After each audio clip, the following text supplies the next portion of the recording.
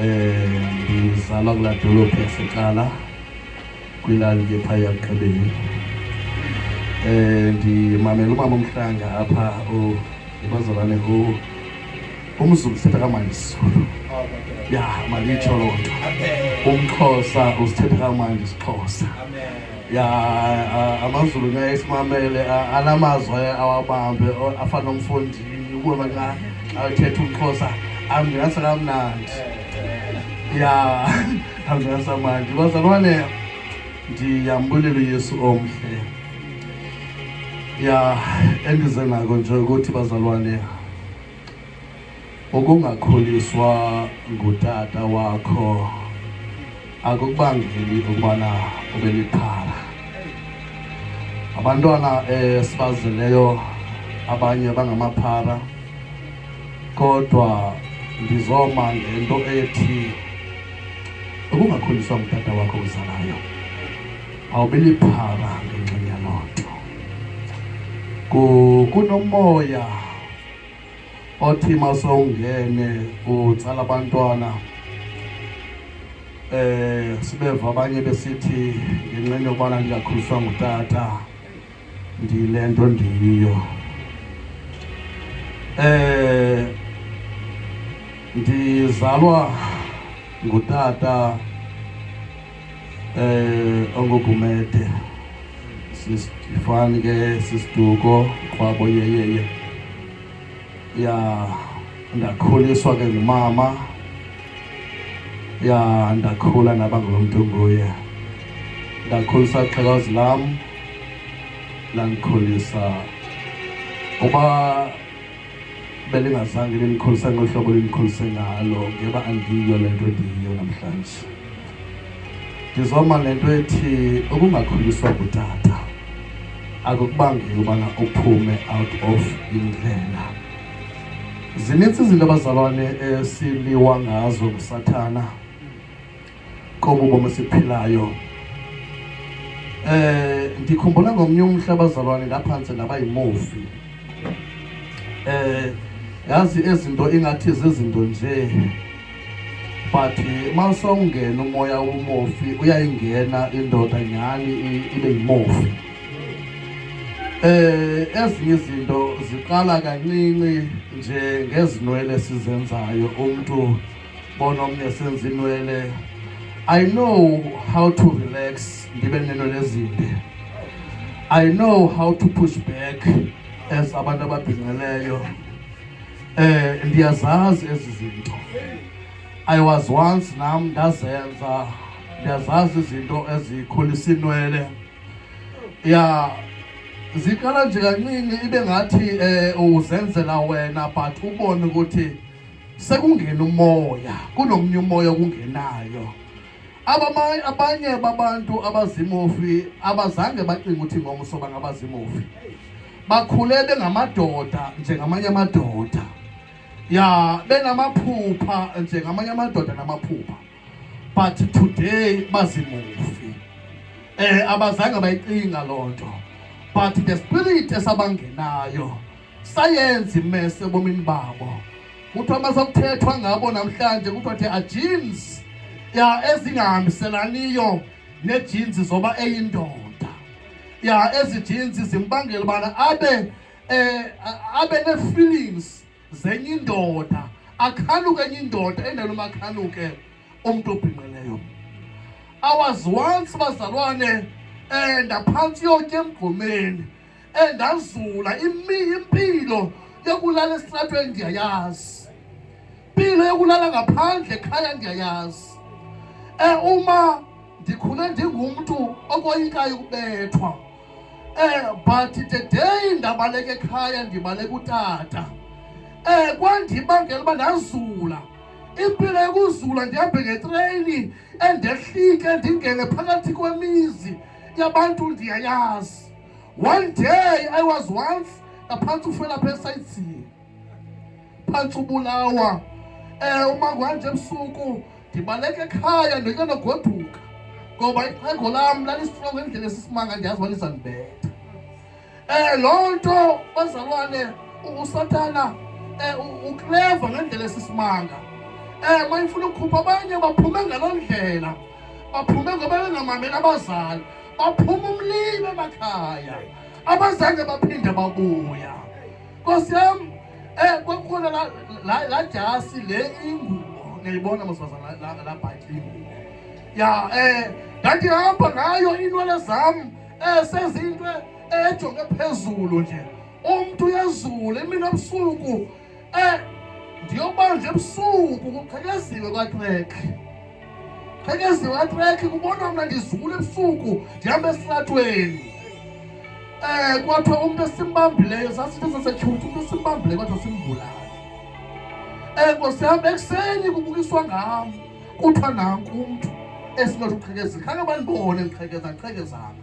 But ekufumanekeni kwindawo erongo ngexesha elirongo kuyayenza ingxaki. Ndaphantse ndafela emanyaleni ngento endingayenzanga. Ndizotsho namhlanje ukuthi ezinye zezinto zizinto uSathane asifaka kuzo besingakhange sacinga uba singaba zizo. But praise God, namhlanje izwi likaThixo landichana. I am the child of God. I remember ndimamkela uYesu. I was a student isesikolweni. Indima yokusindiswa asiqali nayo sesibangaka, kodwa sisuke nayo sayibona ivangeli eyiyo. Noba setshintshile nje, siyayazi ivangeli eyiyo, siyamazi uYesu esamamkelayo. Yabona izingoma siculwayo zingoma esaqabukela kuzo sizicula. Ya, indima yoba ingabikho ikeyboard sisindiswa ingekho thina. Banelakhe abasindiswa ikhona. Yayikhaliswa ukuya kwethu, kodwa ezinkonzweni ngokodwa zaphakathi evekini ingabikho ikeyboard. Khona izandla.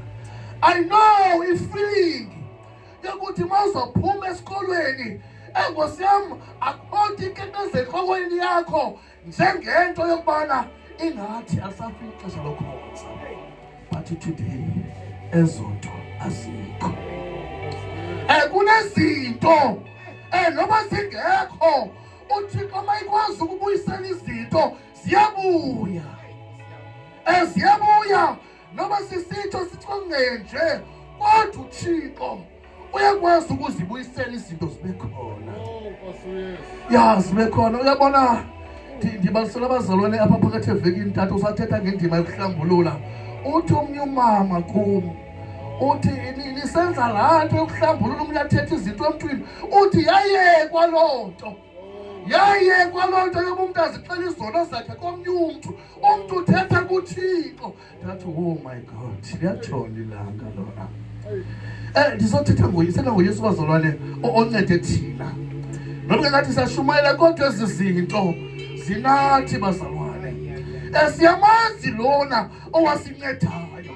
Asimfi ngabantu, simbone kuthi. Uyakwazi ukulitshintshisela, asithethi ngento awayenza komnye umntu, wayenza kuthi. Olitshintshisela uYesu. Amtshintsha. La magama mabi bazalwane maweva. And a person like me, omdala ongaka, ozoma phambi kwabantu athi ndazilisela, mabi la magama. Akamkeleki, kodwa but isela lisela. Alitshintshi izwi likaThixo lithi the devil is to come to steal and to kill. Yonke loo nto uzele ukuba abulala tshabalalise. Ayitshintshi. Sikhuleka kusithiwa mawubi izinto zabelungu, noko awubi. Uthatha into umlungu uthatha phezu kwento ebenayo. Kodwa mhla uYesu efika wathi ubusela, abujiki ibe kubusela, to steal, whether you like it or not. Kukuba egameni likaYesu. Nje sithetha ngalo samkeleyo, lo ungathi into nxa ifumene evenkileni eninzi, uthi nxa yothenga emasomaliyeni uthenge nge-20 rand, lento ezimali ngozi ibufana. Athi ngeSomalia uthenge nge-200 rand. akunike i-change 100 maybe 90 rand uthenge nge-20 rand. Uzovela umuntu athi akaphinga sandla. Ubusela awayijiki wapha ngesandla wapha ngelonto aphangayo, kodwa to steal is to steal. No imali ubuye ngayo eshop. Awunothatha imali engaphezulu kwemali obuye ngayo eshop. Le mali ubuyinikiwe uyayazi imali yemazalwane. uThixo ofikayo uguqula lento kuthiwa yiculture, lento yokuzazi ukuthi apho uzalwa khona singabantu abanje thina.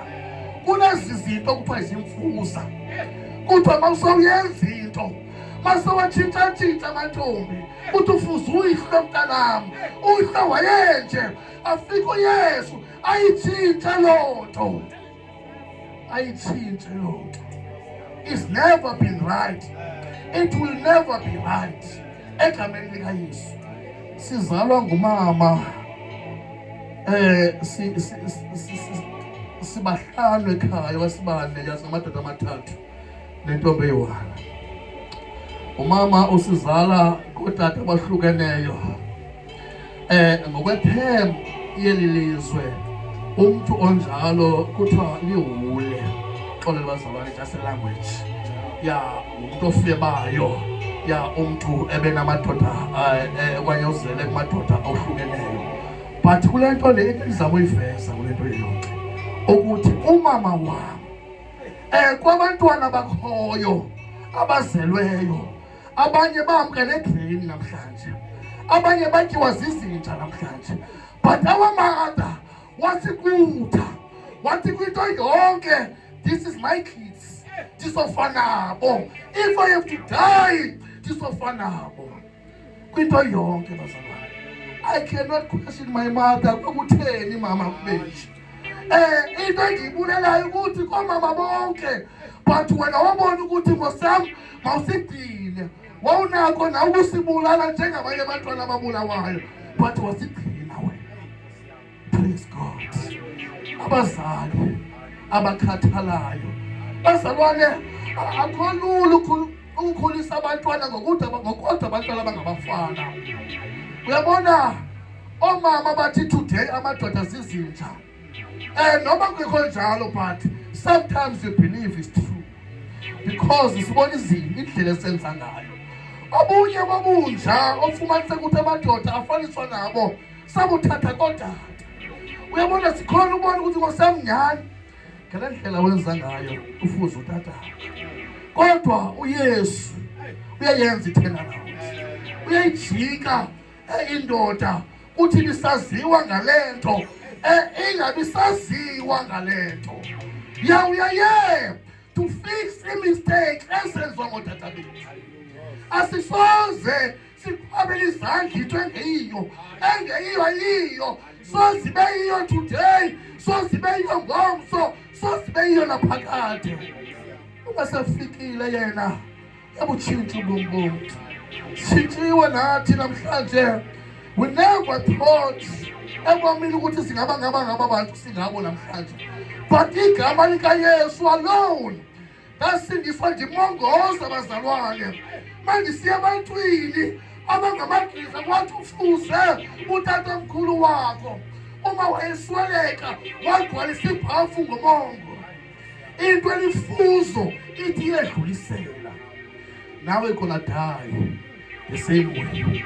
Alikho ufuzo oluzokubuyisa ngeneno, ufuzo luba ngapha kwalento. Kodwa praise God, mayefika uYesu latshintsha ifuzo. Amagqirha abengayiboni wayibona uYesu, wawukhala umhlolo uYesu. Kuthiwa uYesu awukhala umhlola, iza kuthi sukuxelele awukhala umhlola. Uba kuthi izinto kuwe sawufikile kuye azihambi kahle, iza kuthi ubuze kuthi manje sikuxelele thina siyamazi lo simamkeleyo, asimvi ngabantu, sithetha ngalolu ngaphakathi kuthi. Uma sefikile uthi abonani ngoku izinto ezindala zakhe zidlule, enizibonayo suke zabantu kosoqinisekelele.